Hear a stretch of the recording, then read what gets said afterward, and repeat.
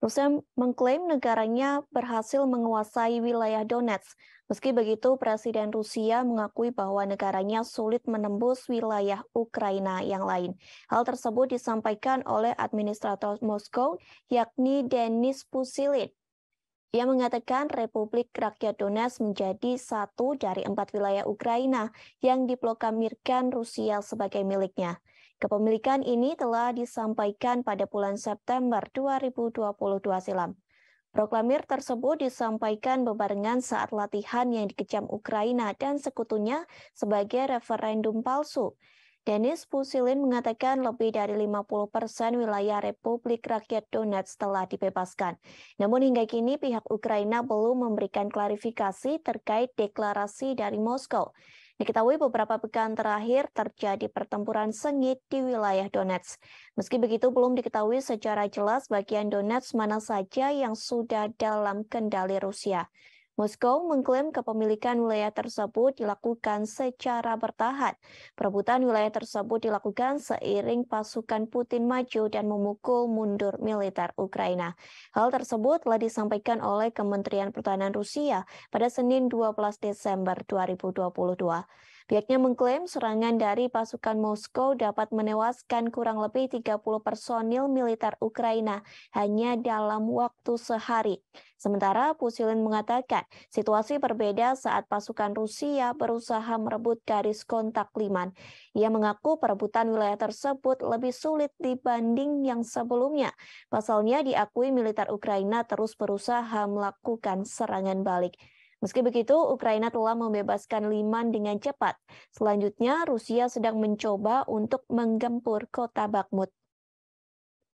Presiden Ukraina Volodymyr Zelensky menyebut serangan Rusia ini dilakukan pada Jumat 9 Desember 2022 dini hari hingga Sabtu 10 Desember. Menurutnya ada sekira 20 serangan udara yang diluncurkan, bahkan 60 roket militer Rusia diluncurkan ke seluruh penjuru Ukraina dengan serangan terparah di distrik Bakhmut. Serangan ini menargetkan infrastruktur penting seperti daerah perumahan, rumah sakit, pertokoan, dan gudang. Selain itu, serangan pesawat tanpa awak yang dilayangkan Rusia juga telah membuat warga sipil turut menjadi korban tewas. Di Bakhmut, 2 warga sipil dinyatakan tewas dan 8 lainnya terluka parah.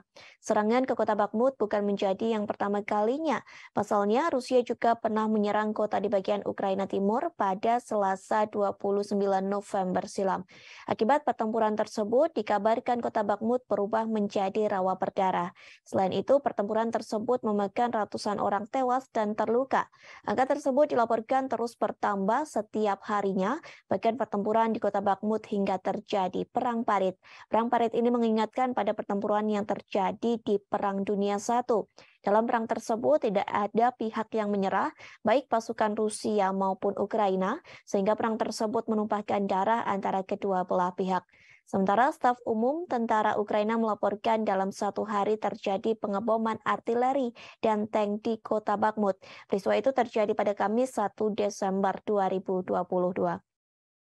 Selain kota Bakhmut, pasukan Rusia juga sedang berusaha merebut kota Avdiivka. Staf Umum Angkatan Bersenjata Ukraina mengatakan Rusia terus memusatkan upayanya untuk maju dan merebut kedua kota tersebut. Dilaporkan 9 pemukiman diserang di dekat kota Avdiivka. Meski kedua kota tersebut telah mengklaim kerusakan yang parah, namun Ukraina belum melepaskan kota Bakhmut dan Avdiivka.